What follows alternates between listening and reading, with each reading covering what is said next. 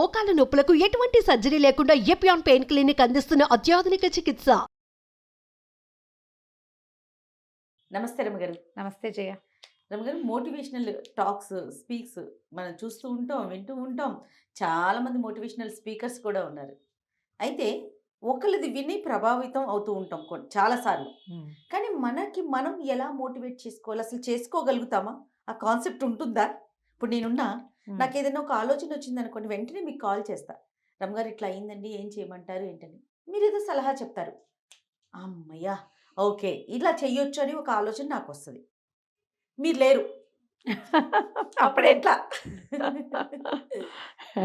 లేరు in the sense నాకు అందుబాటులో లేరని, అదే. వేరే రకంగా కాదు. ప్రతిసారి ఎవరో ఒకళ్ళు ఎలా అందుతారు? అంతే కదా, మనకి మనము. కానీ మరి మన ఆలోచన కరెక్టో రాంగో ఎట్లా రమ్మగారు? వేరే పర్సన్ నుంచి వస్తేనే కదా అది. ప్రతిసారి అలా కుదరదు కదా జయ. మన నిర్ణయం మనం తీసుకోవాలి. తీసుకోకపోతే ఎట్లా? ఇండిపెండెంట్గా ఉండటం, సెల్ఫ్ డిపెండెన్సీ, మన మీద మనం ఆత్మనిర్భరత అంటారు చూడు, అదనమాట. నువ్వు ఎంతసేపు అమ్మ చెప్పో, నేను చెప్పో, అక్క చెప్పో, వీళ్ళెవరో ఒకళ్ళు చెప్పాలి అని అనిపిస్తుంది అనుకో. అవును అవును. అది రెగ్యులర్ది కదా. ఆఫీస్కి ఇన్ టైం వెళ్ళిపోవాలి, ఆఫీస్లో నిర్ణయాలు నువ్వు చేసేస్తావు, నీ ఇవాళ ఏ హెయిర్ స్టైల్ పెట్టుకోవాలి నువ్వే చేసుకుంటావు కదా. వీటికి వేటికి పడవు. అమ్మో నేను ఇది హ్యాండిల్ చేయలేను అనిపించంగానే నీకు డిపెండెన్సీ వస్తుంది. ఇప్పుడు ఏం చేయాలి అని ప్రశ్న రాగానే ఎవరు చెప్తారు దీనికి సమాధానం అని చూస్తాం. మొదట ఆ క్వశ్చన్ మానేయాలి చేయాలి. ఇప్పుడు ఏం చేయాలి అనగానే ముందు ప్రకాష్ చెప్తాడా, అమ్మ చెప్తున్నారా, అమ్మగారు చెప్తారా? ఆలోచించకూడదు. అసలు నేనేం చేయగలను ముందు దీనికి. నేను ట్రై చేసి నా చేత కాకపోతే నేను ఒక ఆలోచన చేసి ఇది కరెక్టేనా అని అడగాలి. ఆలోచన చేసి మరి మిస్టేక్ అయితే రమ్మగారు అవుతుంది. రెండోసారి నేర్చుకోవా నువ్వు.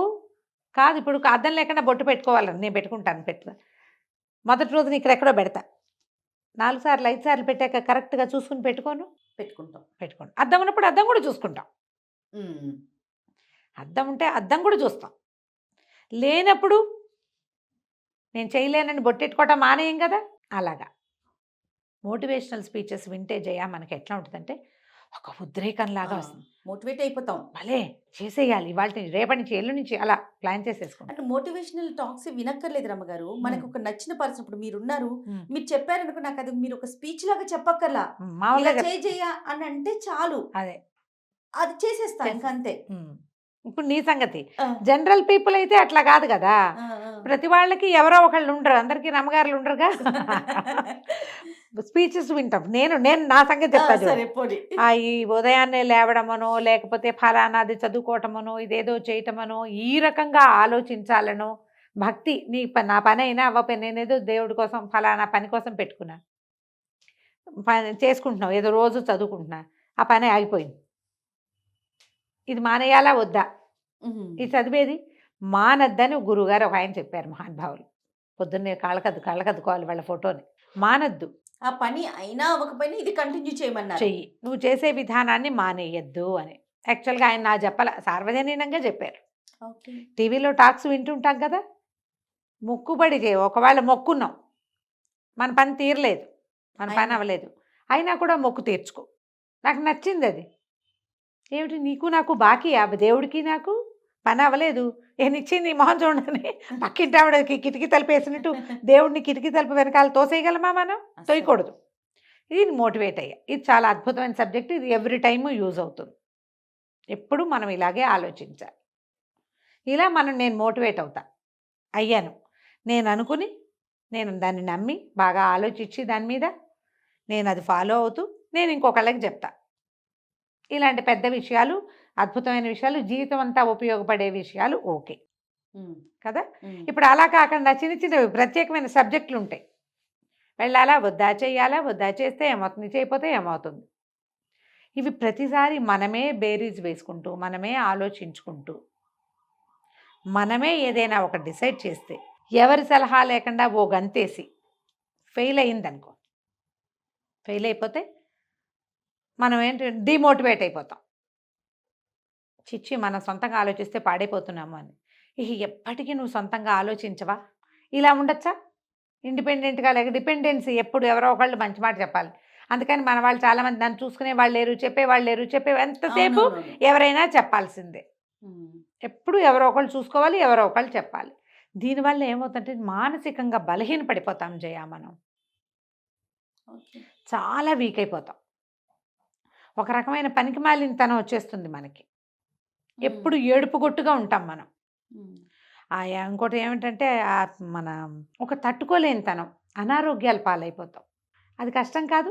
మరి చాలా కష్టం. చాలా కష్టం కదా. ఇప్పుడు మన వాళ్ళలో నడి వయసు వాళ్ళందరూ ఇలాంటి సమస్యల్లోనే కొట్టుమిట్టాడుతున్నారు జయ. ఒక ఏజ్ వచ్చేసరికి అమ్మ నాన్న వెళ్ళిపోతారు, సిబ్లింగ్స్తో సెపరేషన్ వస్తుంది, మాకెవరు చెప్పేవాళ్ళు లేరో అని ఏడుస్తారు. ఆ చెప్పేవాళ్ళు లేకపోవటం, అనాథలం అయిపోయామన్న ఫీలింగ్ వచ్చేస్తుంది. ఆ, ఆ. అది ఎంత బాధిస్తుంది. దానివల్ల ఏమంటే ప్రోగ్రెసివ్గా ఉండరు వీళ్ళు. అవును, అవును. ప్రోగ్రెసివ్గా ఉంటారు, మానసిక సమస్యలకు లోనైపోతారు. అక్కడి నుంచి ఏం చేస్తారు, తమ కింద ఉంటారు కదా, తమ వెనకాల ఉన్న వాళ్ళకి అతిగా వాళ్ళని కాచి కాపాడడం మొదలు పెడతారు. ఉమ్.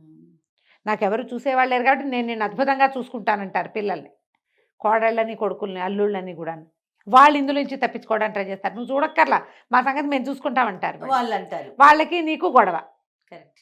కదా. సాధ్యమైనంత డిపెండెన్సీని తగ్గించుకోవాలి. ఓకే. దీనికి ప్రతిసారి ఇదొక ఆ పాఠంలాగా చదువుకుంటూ ఉండాలి, మనం వింటూ ఉండాలి. ఉమ్. ఏదైనా ఒక ప్రాబ్లం వస్తే ఉమ్. మొదట చేసేసి ప్రాబ్లంని సాల్వ్ చేయడానికి మన ప్రయత్నం చేసి, నువ్వు మొదటి నుంచి ఏం అలవాటు, అడిగి ప్రాబ్లం సాల్వ్ చేసే అలవాటు. అలా ఉన్నవాళ్ళు మీరే మీ రీతిలో చేసేసి, అప్పుడు ఇలా చేశానని ఎవరైనా పెద్దవాళ్ళు, మీరు ఎవరిని నమ్ముతారో వాళ్ళకి చెప్పాలి. ఓకే. ఇలా చేశాను, కరెక్టా కాదా. ఓకే. అయ్యో అలా ఎందుకు చేసావు అని వాళ్ళు అన్నారనుకో, పోనీ ఇప్పుడు దీన్ని ఎట్లా ఫిక్స్ చేయను అని అడగచ్చు. ఆ. ఇంకోళ్ళు ఎవరైనా ఇంకోసారి, హే బాగా చేసావు, నువ్వు పలు చక్కగా చేసావు అంటే, నువ్వు వెంటనే శబాష్ వెరీ గుడ్, బాగా అంతే. చేస్తాను నేను. నిన్ను నువ్వు ఈ రకంగా శబాష్ అనుకుంటూనే నువ్వు ముందుకు తీసుకెళ్ళగలుగుతావు. దీంట్లో ఉద్యోగాలు, చదువులు, కొనుబళ్ళు, పెళ్లి సంబంధాలు, ప్రయాణాలు చాలా ఉన్నాయి. దాంతోపాటు వంట వార్పులు అంటే చిన్న చిన్న విషయాలు కూడా ఉన్నాయమ్మా. వంట వార్పు చిన్నదని కాదు, ఏదో నా ఒక వంటకం చిన్నది. ఉమ్. అలాంటివి కూడా, ఏ వస్తువు ఎక్కడ పెట్టాలి, ఇళ్ళు మారాలి, ఉమ్. సామాన్లు కొనుక్కోవాలి, ఏదైనా స్థలాలు పెద్ద పెద్దవి, డబ్బులు మదుపు పెట్టటాలు, ఇవన్నీ కూడా వస్తాయి జయ. దీనికి మొదట అసెస్మెంట్ ప్రాక్టీస్ అనేది ఒకటి పెట్టుకోండి. ఓకే. ఏదైనా సరే మీరు ఒక పని చేయాలి, మామూలు పనులు కాదు, కొంచెం పెద్ద రకం పని అనుకోండి. మనం వాట్ ఈజ్ వాట్ అనేది రాయడం ప్రాక్టీస్ చేయండి.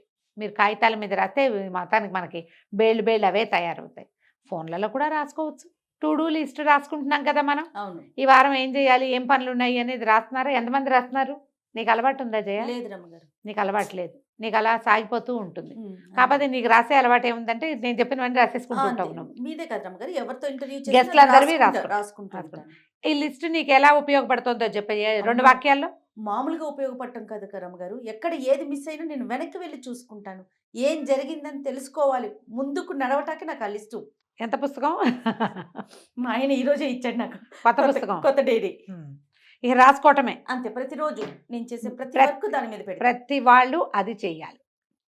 ఏమైనా కొన్నాం, ఏమైనా కొంటాం, కొనుక్కోవాలి, ఏం చేయాలి, ఎక్కడికి వెళ్ళాలి, వెళ్ళినప్పుడు ఎంత అయింది, ఎక్కడికి వెళ్ళాము, అలాంటివి రాయటం ప్రాక్టీస్ చేసుకోండి. ఇప్పుడు స్మార్ట్ ఫోన్స్ వచ్చినాయి, ఫోన్లలో అలాంటి సౌకర్యాలు బోల్డ్ నోట్స్ పెట్టుకోవచ్చు కదా. ఒకసారి ఇప్పుడు ఏదైనా ఒక ప్రాబ్లం వస్తే, ఇంతకుముందు ఇలాంటి సమస్య వచ్చినప్పుడు ఏం చేసామో వెనక్కి తిరిగి చూసుకోవచ్చు. సింపుల్ వాక్యాలలో రాసుకోండి, రికార్డ్ చేసి ఉంచుకోండి.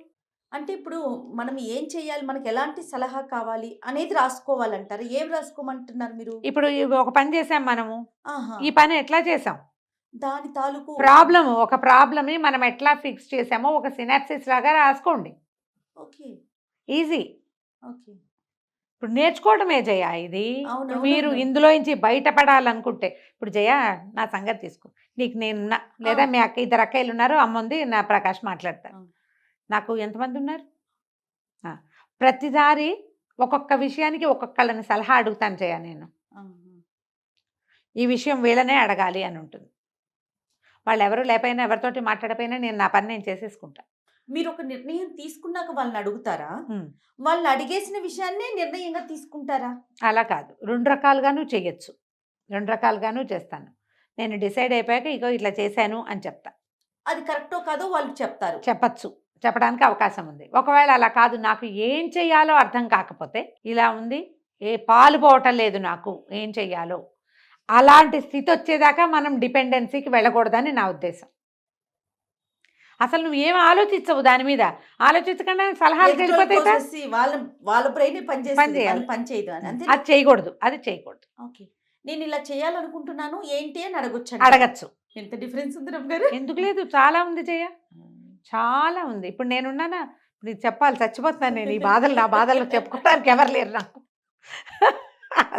కెమెరాకి, నీకు కాదు, నాకు కూడా కదా. కెమెరాకి చెప్తున్నాను నేను. చెప్పండి.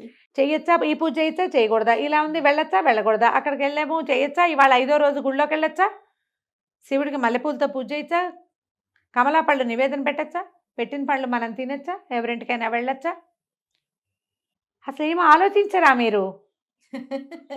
దొరికితే చాలా మరీను.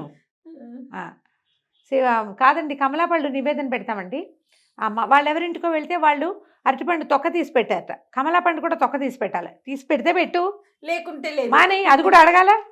కానీ అసలు అనుమానాలకి ప్రశ్నలకి తావే ఉండదు కదా రమ్మగారు. ఒకదాని తర్వాత ఒకటి, ఒకదాని తర్వాత ఒకటి. గ్యాప్ లేకుండా వస్తాయమ్మా, ఆ, ఆ. గ్యాప్ లేకుండా. ఇలాంటివన్నిటికీ మీరు డిపెండెన్సీకి వెళ్ళకండి. ఓకే, మీరు ఏం చేస్తారో అది చెయ్యండి. మీరు చెయ్యలేనిది, చేత కానిది, అర్థం కానిది, అక్కడేదో కొంప మునిగిపోతుంది, అప్పుడు సలహాలకు వెళ్ళండి.